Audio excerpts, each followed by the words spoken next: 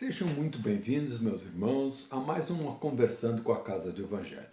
Que a paz, que o amor de Jesus nos envolva a todos, nos trazendo muita esperança, muita fé, muita alegria de viver, que nós possamos cada vez mais sentir a presença de Deus em nossas vidas, nos fortalecendo, nos ajudando na nossa caminhada espiritual.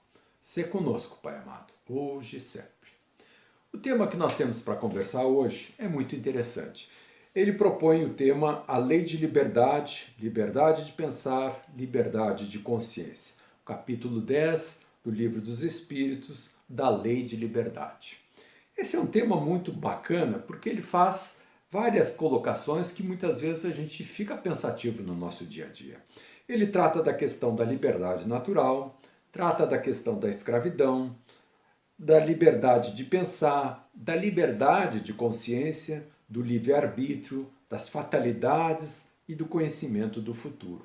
São vários temas que eu recomendo fazer uma leitura no Livro dos Espíritos, no capítulo 10, porque é uma leitura bastante agradável e muito esclarecedora. Começaria de início falando uma passagem do Paulo de Tarso, que ele diz assim: todas as coisas me são lícitas, mas nem todas as coisas me convêm. Ou seja, Paulo de Tarso diz que nós podemos fazer o que nós quisermos, nós somos livres para fazer o que nós desejamos, mas nem todas as coisas que eu quero fazer são boas para mim, nem todas elas me convêm. Ele segue ainda dizendo: todas as coisas me são lícitas, mas eu não me deixarei dominar por nenhuma, mostrando que muitas vezes nós nos deixamos dominar pelas nossas paixões, pelos nossos vícios, pelas nossas tendências, e aí eu já não sou mais livre. Eu torno-me escravo dessas paixões. E isso não seria bom para nós, pois perderíamos a liberdade de aprender, de conhecer, de nos desenvolvermos. Allan Kardec inicia esse tema com a pergunta 825 da seguinte forma: haverá no mundo posições em que o homem possa jactar-se de gozar de absoluta liberdade? Ou seja, existem situações no mundo em que o ser humano pode dizer: eu sou totalmente livre, eu posso fazer o que eu bem entender? E a resposta dos espíritos é: não, porque todos precisais uns dos outros, assim os pequenos como os grandes. Nós precisamos sim dessa relação desde o nosso nascimento. Precisamos do pai, da mãe, precisamos dos amigos, precisamos da sociedade para nos proteger. Nós sempre estamos ligados a outras pessoas. E, naturalmente, também devemos respeito, também devemos ceder a liberdade às outras pessoas, assim como nós também dispomos da nossa liberdade. Então, é um equilíbrio nessas questões de liberdade. A próxima pergunta é bem mais profunda. Em que condições poderia o homem gozar de absoluta liberdade? Allan Kardec não se contentou e pergunta: mas existiria alguma condição em que eu poderia gozar de absoluta liberdade? E ele diz: aquela pessoa que está eremita no deserto, ou seja, que está totalmente isolado da sociedade. Mas ele lembra, desde que junto ainda estivesse um outro homem, ele já teria direitos e deveres, e já não poderia gozar de uma liberdade absoluta. Portanto, qualquer deles não consegue fazer tudo que deseja quando bem entende. E até se nós entendermos, mesmo sozinho no deserto, nós precisaríamos cuidar da natureza, cuidar dos animais, porque nós dependemos do alimento, dependemos da água, dependemos da natureza para a nossa própria sobrevivência. E se nós não respeitarmos essas benesses, essas bênçãos que a vida nos concede, com certeza nós teremos consequências. Então, eu posso, como Paulo dizia, querer fazer tudo, mas nem tudo me convém a fazer. Allan Kardec ainda vai mais à frente perguntando sobre a liberdade de pensar. Eu sou livre para pensar o que eu bem entender? A pergunta é assim: haverá no homem alguma coisa que escape a todo constrangimento e pela qual goze ele de absoluta liberdade? Os espíritos respondem: no pensamento goza o homem de ilimitada liberdade, pois que não há como pôr-lhe amarras. Pode-se deter o voo, muitas vezes, porém não aniquilá-lo. Ou seja, o ser humano tem a possibilidade de pensar tudo do jeito que quiser. Nós sabemos que isso também não é bem assim. A liberdade vai conforme a nossa conhecimento, conforme vão o nosso grau de maturidade. Porque muitas vezes nós podemos estar recebendo influência das outras pessoas, até num processo obsessivo. Nós podemos estar fixados em ideias de remorso, de culpas, de problemas que a vida está nos chamando naquele momento, e eu já não sou tão livre para pensar o que eu quiser.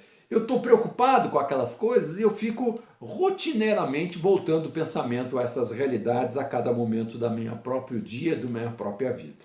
Então, nós temos a liberdade, sim, de pensar. Se eu desejar, se eu me forçar, se eu exercer o meu livre-arbítrio, eu posso pensar o que eu bem entender. Mas eu não posso pensar coisas que eu não conheço muitas vezes. Eu preciso de uma base e o meu conhecimento, de certa forma, me limita à minha própria liberdade. É responsável o homem pelo seu pensamento? Essa é uma pergunta muito sutil e importante. Nós somos responsáveis pelo que nós pensamos? E os espíritos dizem, perante Deus, o homem é responsável. Somente Deus, sendo possível de conhecer os pensamentos, nós podemos ser julgados ou avaliados. Ele o condena ou absolve segundo a sua própria justiça. Então, na verdade, nenhum ser humano consegue avaliar se é certo ou errado o que uma outra pessoa está pensando. Mas Deus tem acesso a isso e consegue avaliar se ele está indo num bom caminho ou se ele está, muitas vezes, atrasando sua própria evolução. E nós poderíamos pensar, poxa, mas então eu posso pensar o que eu quiser. Isso não quer dizer que não tenham consequências. Nós aprendemos, sim, a duras provas na nossa vida, que se eu pensar no bem, eu me sinto bem. Mas se eu pensar no mal, eu vou me sentir mal. E a Joana de Ângeles tem umas frases importantes a respeito disso. Ela diz assim, pensa no amor e te sentirás afável. Cultiva a ideia do progresso e terás estímulo para progredir. Sustenta a ideia do bem e descobrirás quão ditoso és como fruto do anelo vitalizado. Se pensas no medo, ele assoma e te domina. Se dás atenção ao pessimismo, torna-te incapaz de realizações ditosas. Se te preocupas com o mal, permanecerás cercado de temores e problemas. Se agasalhas ideias enfermiças, perderás a dádiva da saúde. Tudo pode ser alterado sobre a ação do pensamento. E a vida reflete, na verdade, o que se passa no nosso interior, o que nós damos valores, as nossas necessidades de aprendizado. Então a vida espelha o nosso íntimo e, maioria das vezes, nós vamos passar pelas necessidades de aprendizado, de crescimento que se fazem necessários para a nossa busca da perfeição, para a nossa evolução espiritual. A pergunta seguinte com Allan Kardec é com relação à liberdade de consciência.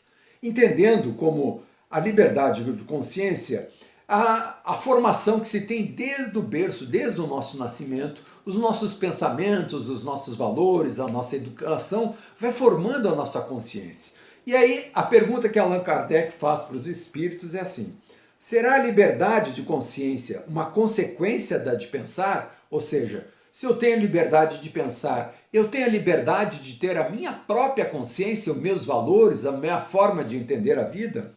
E os espíritos respondem, a consciência é um pensamento íntimo, que pertence ao homem, como todos os outros pensamentos. Ou seja, eu também tenho a liberdade de ter a minha própria consciência. E aí vem a pergunta sutil do Allan Kardec perguntando assim, mas eu posso interferir, é justo, é correto, é lícito eu interferir na consciência das outras pessoas, eu dominar a consciência das outras pessoas, eu fazer os meus valores ser os valores das outras pessoas, dos meus filhos, dos meus amigos, e eu me impor às outras pessoas? Será que está correto eu dominar a consciência das outras pessoas? E a pergunta que Allan Kardec faz assim, tem o homem o direito de pôr embaraços, problemas à liberdade de consciência dos outros? E ele diz, falta-lhe esse direito. Quanto com referência à liberdade de pensar, por isso que só a Deus cabe o de julgar a consciência. Assim como os homens, pelas suas ideias, regulam as relações de homem para homem, Deus, pelas leis da natureza, regula as relações entre eles e o homem. Ou seja, é óbvio que Deus, conhecendo os nossos pensamentos, nós estamos inseridos na lei de causa e efeito. Eu penso no mal, eu sofro daqui um pouco o mal que eu estou pensando. Eu penso no bem, eu vou sofrer os efeitos, as consequências do bem que eu estou buscando. E é claro que muitas vezes a gente vê nas escolas, na sociedade, pessoas fazendo bullying, que nada mais é de tentar constranger a consciência, de intimidar as outras pessoas para mudarem os seus valores. Se uma pessoa é certa demais, eu começo a inventar histórias, a fazer brincadeiras, a incomodar aquela pessoa para tentar provocar algumas vezes que ela mude a sua consciência, que ela mude os seus valores. E a gente conhece isso, e a própria sociedade humana conhece isso como bullying, como um constrangimento que às vezes as pessoas fazem uns sobre os outros. Outra pergunta do Allan Kardec. Que é que resulta dos embaraços, das dificuldades que se opõem à liberdade de consciência das pessoas? Constranger os homens a procederem em desacordo com o seu modo de pensar. Ou seja, eu estou constrangendo, eu estou forçando as pessoas a mudarem o seu pensamento. A liberdade de consciência é um dos caracteres da verdadeira civilização e do progresso. Ou seja, a liberdade de pensamentos e de consciência é realmente um caractere da verdadeira civilização e do progresso que ela já conseguiu fazer. E Paulo de Tarso ainda nos lembra nesse sentido.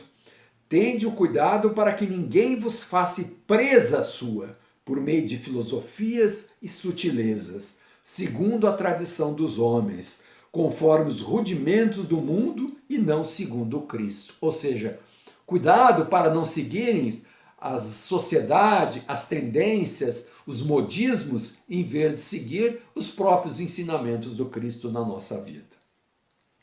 Tem o homem o livre-arbítrio dos seus atos, ou seja, eu posso fazer aquilo que eu penso, eu tenho livre-arbítrio, eu tenho liberdade? A resposta dos espíritos é, pois que tem a liberdade de pensar, tem igualmente a de obrar. Sem o livre-arbítrio, o homem seria uma máquina. Ou seja, ele não poderia ser responsabilizado pelo que ele faz, pelo que ele diz, como ele sente dos seus comportamentos, se ele não tivesse o livre-arbítrio. A pergunta seguinte é mais importante também. Do livre-arbítrio goza o homem desde o seu nascimento? E a resposta dos espíritos é assim: a liberdade de agir desde que haja vontade de fazê-lo. Nas primeiras fases da vida, quase nula é a liberdade que se desenvolve. Por quê? A criança não consegue falar, não consegue se exprimir, não consegue caminhar, muitas vezes o recém-nascido. É óbvio que ele tem a liberdade de ficar na posição que a gente colocou, de chorar pedindo atenção, carinho, quando está com fome, mas ele não consegue pensar muito diferente, ele tem a sua capacidade limitada ainda a seu próprio corpo físico. E é óbvio que o livre-arbítrio vai crescendo à medida que nós vamos nos desenvolvendo, que nós vamos crescendo. E Jesus disse assim: o conhecimento da verdade vos fará livres. Ou seja, quanto mais eu conhecer, quanto mais eu fizer os bons gestos, as boas atitudes, quanto mais domínio eu tiver do meu próprio livre-arbítrio, mais livre eu posso ser, maior liberdade eu terei. A outra pergunta importante que Allan Kardec faz, e que eu até gostaria de ler a resposta de tão importante que ela é: não constituem obstáculos ao exercício do livre-arbítrio as predisposições instintivas que o homem já traz consigo ao nascer? Ou seja, eu tenho tendências, eu tenho vontades, eu tenho instintos quando eu nasço. Isso não seria um tolimento da minha liberdade? Ou seja, eu não estaria cerceado, eu não estaria limitado na minha liberdade já ao nascer pelas minhas tendências do passado? E os espíritos respondem: as predisposições instintivas são as do espírito antes de encarnar, conforme seja este mais ou menos adiantado. Elas podem arrastá-las à prática de atos repreensíveis, no que será seguido pelos espíritos que simpatizam com essas más tendências. Não há, porém, arrastamento irresistível, uma vez que se tem a vontade de resistir. Lembrai-vos de que querer é poder. Ou seja, eu tenho minhas tendências instintivas do passado, mas eu posso trabalhá-las, eu posso me desenvolver, eu posso me libertar, e é justamente isso que nós viemos fazer nessa encarnação, nos aprimorarmos, nos crescermos e nos libertarmos do nosso passado errante, de constrangimentos, de coisas que nós vimos que não foram mais oportunas para nós fazermos. A outra pergunta do Allan Kardec vai nessa mesmo sentido. Sobre os atos da vida, nenhuma influência exerce o organismo, ou seja, essa influência existe, não será exercida com prejuízo do livre-arbítrio? E os espíritos respondem, é inegável que sobre o espírito exerce influência a matéria, que pode embaraçar-lhe as manifestações. Fácil de entender. Se eu nasci cego, se eu nasci gago, se eu nasci deficiente de alguns órgãos, é claro que isso nos dá um cerceamento da minha liberdade. Se eu não consigo enxergar, eu não tenho a liberdade para apreciar a natureza como quem tivesse os olhos. Se eu tenho um problema de gagueira, eu não consigo me expressar. Então, isso manifestam as nossas origens no passado, aqueles compromissos que nós temos de corrigir erros que nós cometemos. Não deixam de ser algumas expiações para o nosso próprio aprendizado. E aí uma pergunta fundamental que eu gostaria até de encerrar a nossa abordagem de hoje sobre essa questão. Servirá de desculpa aos atos reprováveis o ser devida à embriaguez, à aberração das faculdades intelectuais? A pergunta é assim, será que eu sou responsável se eu bebi demais, se eu estou sem paciência, se eu estou irritado, se eu estava com ciúmes, se eu estava eufórico? Será que os atos que eu cometer sob essas condições eu sou responsável? E a pergunta é bem importante, porque muitas vezes as pessoas, quando vão pedir desculpas, dizem assim, me desculpa, eu não sabia o que eu estava dizendo, eu estava muito irritado, eu estava muito cansado, eu estava bêbado, nem sei o que eu disse. E a resposta dos espíritos é bem direta. Não, eu não tenho como desculpa essa questão da embriaguez ou outros estados, porque foi voluntariamente que nós entramos nessa situação para satisfazer as paixões brutais. Em vez de uma falta, comete duas. Ou seja, se eu cedo às minhas tentações instintivas, eu cedo porque eu desejo. Eu cedo porque eu quero ir por esse caminho. Eu bebo porque eu tenho livre-arbítrio e eu resolvi fazer isso. Se eu depois perdi a noção do que eu estava dizendo, eu me torno duplamente responsável por ter cedido às minhas tentações e pela responsabilidade do que eu vinha dizer. Então nós podemos entender assim, existe uma autonomia apesar de uma dependência das outras pessoas, das circunstâncias, do nosso passado. Existe também o livre-arbítrio, sem dúvida nenhuma. Existe a liberdade, apesar de um determinismo, um efeito do passado. Eu poderia resumir assim, o passado está no passado, acabou, já aconteceu, nós nos tornamos responsáveis pelo que nós fizemos, mas essas ações que nós fizemos no passado refletem no nosso presente. Assim como as escolhas que eu faço hoje vão refletir no nosso próprio futuro. Eu serei sempre responsável pelas minhas atividades. E para concluir, eu diria o seguinte, revela maturidade espiritual aquele que associa a liberdade com a responsabilidade. Antes de tomar qualquer decisão, essa forma de agir moralmente correta representa o que se conceitua como liberdade de consciência. Essa voz íntima, lúcida e mansa, que a providência divina marcou todos os seres humanos para auxiliá-los a evoluir. A pergunta do Allan Kardec pergunta, onde estão as leis de Deus? Estão na nossa consciência, marcado em cada um de nós. A liberdade de consciência nos transforma em pessoas melhores pelo nosso esforço, aptas a pôr em prática a lei de justiça, de amor e de caridade. Qual a maior lei que Deus nos ensinou através de Jesus? Amarás, Senhor teu Deus, de todo o teu coração, de toda a tua alma, de todo o teu entendimento e com toda a tua força. Amarás o teu próximo como a ti mesmo. Tudo aquilo, portanto, que quereis que os homens vos façam, fazei-o a vós a eles, pois esta é a lei e os profetas.